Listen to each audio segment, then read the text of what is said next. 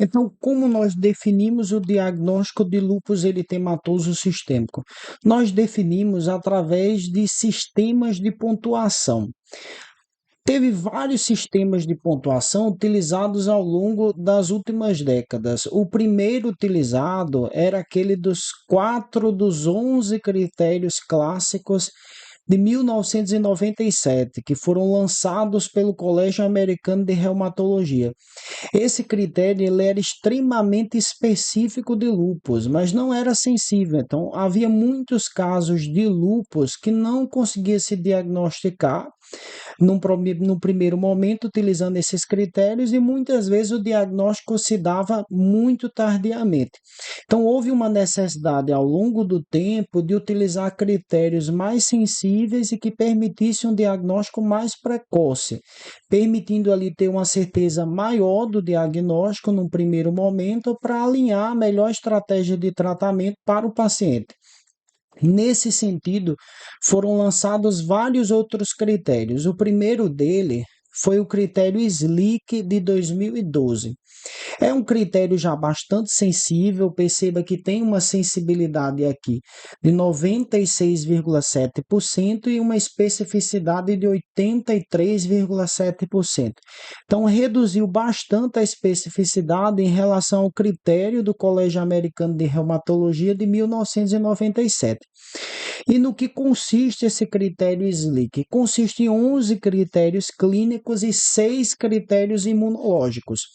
Para que você estabeleça o diagnóstico de lúpus, é necessário que você tenha pelo menos 4 desses critérios e que entre os critérios haja pelo menos um critério clínico e pelo menos um critério imunológico. A partir do SLIC de 2012, se estabeleceu a possibilidade de se firmar o diagnóstico de lúpus tendo apenas nefrite lúpica na biópsia, sem nenhuma outra manifestação extrarrenal. Essa possibilidade não existia nos critérios do ACR de 1997. Então, a partir dos critérios de 2012, a gente consegue configurar uma entidade que a gente passa a chamar de lúpus renal isolado, que é aquele lúpus que cursa apenas com manifestações renais. Pelo menos num dado momento inicial da história. É comum, muitas vezes, que o paciente se apresente inicialmente com manifestações renais e, ao longo dos anos, vá aparecendo outras alterações clínicas que vão se somando ali à história do lúpus eritematoso sistêmico.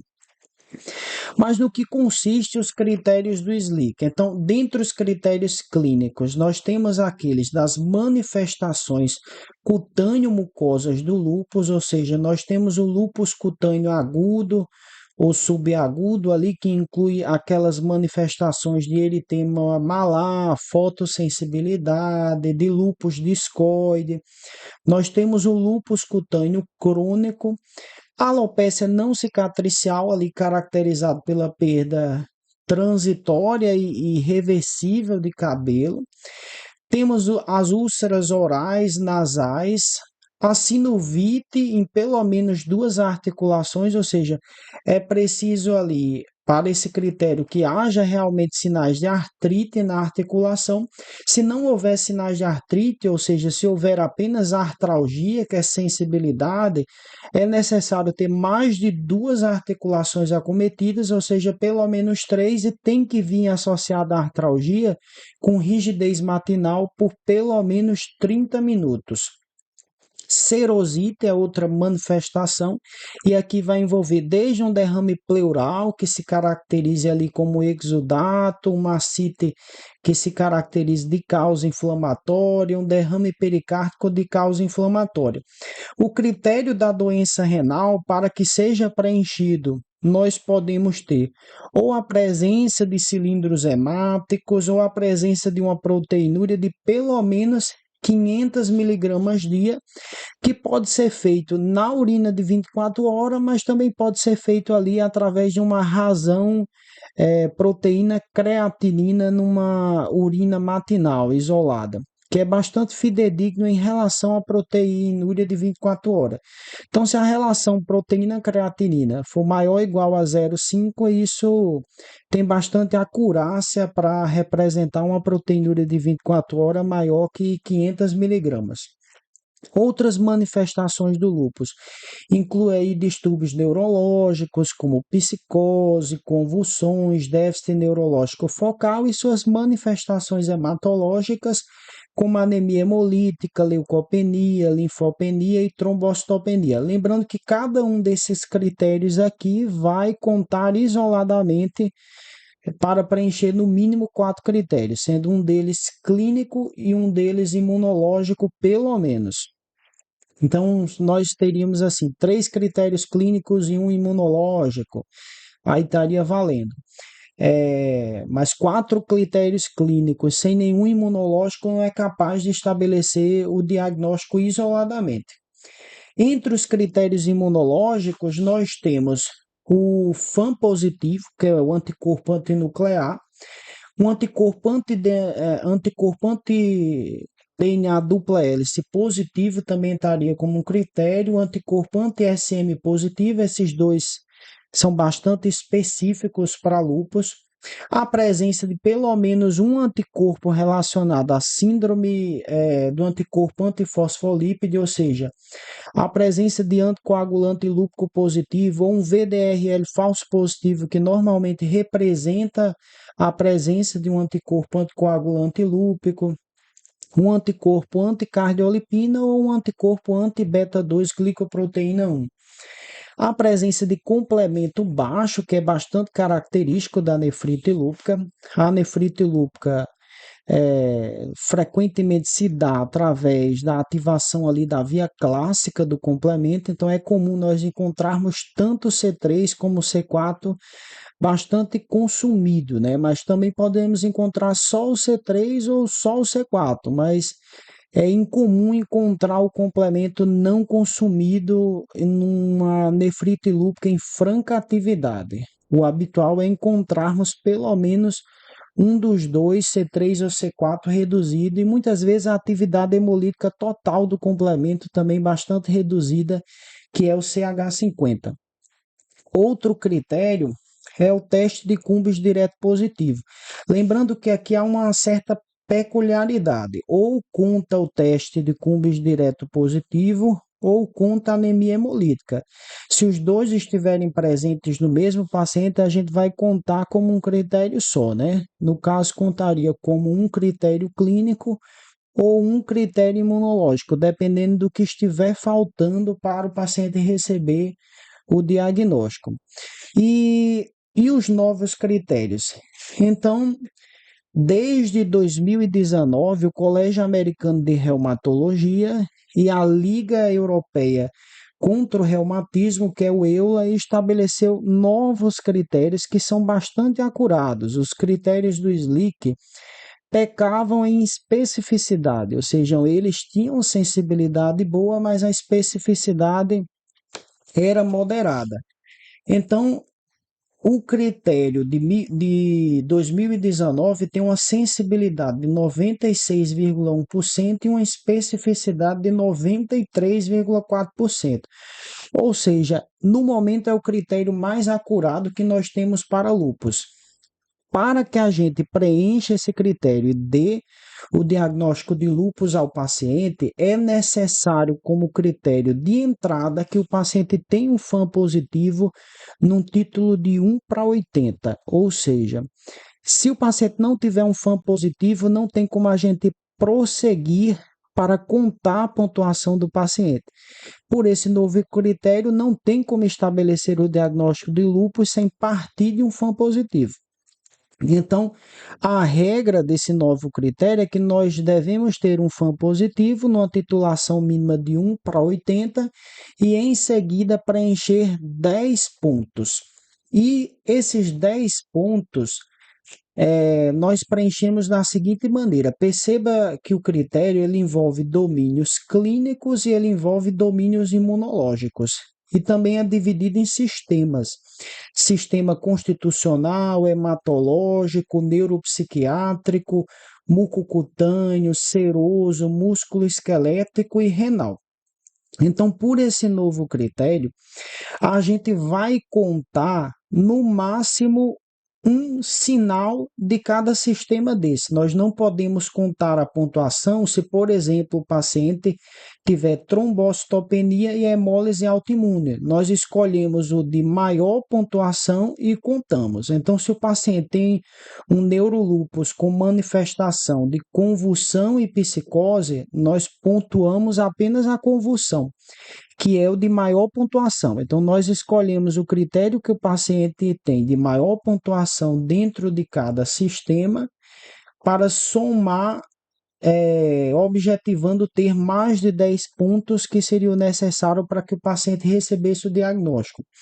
Perceba que entre os critérios renais, ter uma nefrite lúpica que seja classe 3 ou classe 4 na biópsia, ou seja, apenas a classe 3 ou classe 4, vale 10 pontos, ou seja, a presença de um FAM positivo mais uma nefrite lúpica classe 3 ou 4 na biópsia permite isoladamente estabelecer o diagnóstico de lúpus sem que haja nenhuma outra manifestação sistêmica da doença. Mas perceba que a nefrite lúpica classe 2 ou 5, ela conta apenas como 8 pontos. Mas se eu tiver uma nefrite lúpica classe 2 ou 5, que é 8 pontos, e o complemento consumido, um C3 ou C4 baixo, ou os dois baixos, isso já me permite estabelecer aí o diagnóstico de lúpus. E é bastante comum na nefrite lúpica a gente encontrar o complemento consumido. Então, de uma maneira geral, quando os achados da biópsia são característicos de lúpus, a pontuação que nós obtemos com esse sistema renal é suficiente para dar o diagnóstico de lúpus, independente da presença ou da ausência de qualquer outra manifestação sistêmica. Também é necessário ressaltar que na história natural do lúpus, o acometimento dos sistemas ele não tende a acontecer simultaneamente. O que eu quero dizer com isso? Muitas vezes o paciente abre com uma manifestação articular, depois, um ano depois, aparecem manifestações cutâneo-mucosas, depois manifestações hematológicas. Então, a história natural do lúpus se caracteriza por ter várias manifestações distribuídas ao longo do tempo. Então, não é necessário que esses sistemas sejam acometidos simultaneamente. A pontuação vai sendo contada a partir das manifestações que o paciente teve ali num passado recente, desde que não possam ser creditadas a outra condição clínica. E essa classificação, obviamente, requer a presença de pelo menos um critério clínico. Você não pode preencher os 10 pontos apenas com critérios imunológicos, porque o lúpus é uma síndrome clínico-laboratorial, então é preciso que o paciente tenha pelo menos uma manifestação clínica ali. No caso da nefrite lúpica, frequentemente o paciente vai apresentar proteinúria e hematúria. Mesmo assintomáticas, a gente vai contar ali como manifestação clínica, porque está acessível a um exame laboratorial muito fácil, que é um sumário de urina comum. Então, afinal, nós temos aí um conjunto de vários critérios, desde o ACR, o Colégio Americano de Reumatologia de 1997, até o SLIC de 2012, e os critérios mais recentes conjuntos do ACR e do EULA de 2019. Qual deles eu utilizo para estabelecer o diagnóstico de lúpus? Bem, a própria existência de mais de um conjunto de critérios reflete a imperfeição deles. Nenhum critério vai permitir o diagnóstico de lúpus com exatidão em 100% dos casos, até porque, como eu falei, é uma doença que os critérios tendem a aparecer ao longo do tempo. Então, às vezes, o paciente se apresenta ali com uma artrite, uma manifestação cutânea, você suspeita para lúpus, mas não consegue preencher os critérios a ponto de estabelecer a pontuação mínima, mas ao longo do tempo vão surgindo outros dados e aquela pontuação vai se completando. De uma maneira geral, o que é utilizado mais recentemente é o critério mais acurado, que é o do ACR e do Euler em 2019, porque ele é muito sensível e muito específico. Alguns serviços ainda utilizam os critérios ali do SLIC de 2012, né? Mas de uma maneira geral, a maior parte dos reumatologistas e nefrologistas já migraram para os critérios de 2019. Então, de uma maneira geral, a gente utiliza o do ACR e do EULA. A imperfeição desses critérios muitas vezes se traduz numa máxima da reumatologia, que é que reumatologia ela é a arte de navegar em incertezas e operar meias verdades. Então, muitas vezes, nós não conseguimos ter certeza do diagnóstico num primeiro momento. E muitos diagnósticos, às vezes, são revisados e mudam de classificação. O que se acreditava ser um lúpus é uma doença mista do tecido conjuntivo. O que se acreditava ser uma esclerose sistêmica passa a ser visto como um lúpus. Então, tem muita superposição de achados, tanto clínicos quanto laboratoriais, nas doenças reumatológicas, que faz com que, em muitas apresentações iniciais, o diagnóstico seja estabelecido numa base imprecisa e ele passe a ser revisado depois, quando o paciente apresenta novas manifestações clínicas.